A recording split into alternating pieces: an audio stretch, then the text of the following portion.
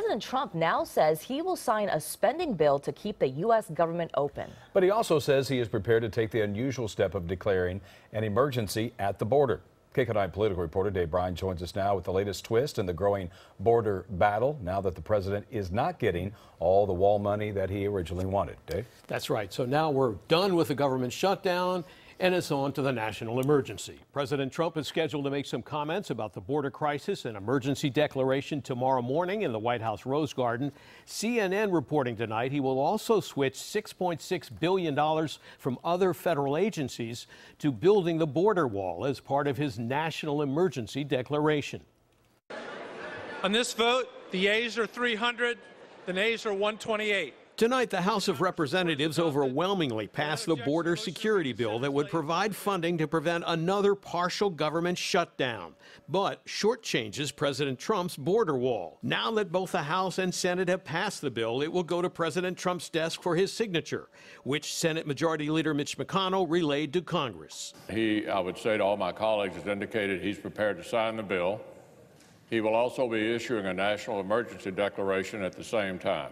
It's that expected national security declaration from President Trump, which now has fired up Democrats who charge this is a sneaky way of circumventing Congress and the Constitution to move federal funding into border wall building without congressional approval to address a non-emergency.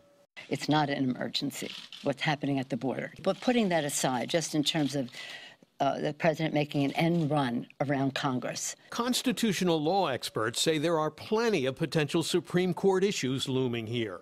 The major constitutional issue is the question of separation of powers and whether or not by issuing a national emergency in this circumstance, President Trump would be exceeding the scope of his power and essentially engaging in a form of a power grab. Some Democrats charge that's exactly what the president is doing. If the president is successful in doing this, he has opened the door for not only himself, but for future presidents to literally be the imperial president.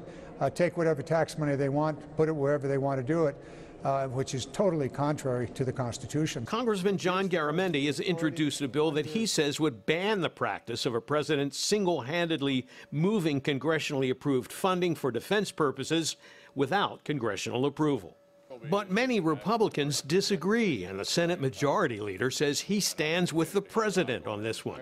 I'm going to support the national emergency declaration. Now, that announcement by the Senate Majority Leader could have a major impact on the outcome of any legal challenges. Professor Kimberly West Falcon, who we saw in that report, says if both houses of Congress pass resolutions condemning and challenging the constitutionality of President Trump's national emergency, it could weaken the president's case. But if the Senate and House are divided, which it looks like they might be, the case could very well go in the president's favor. Susie, Jeff, back to you. Okay, Dave, thank you.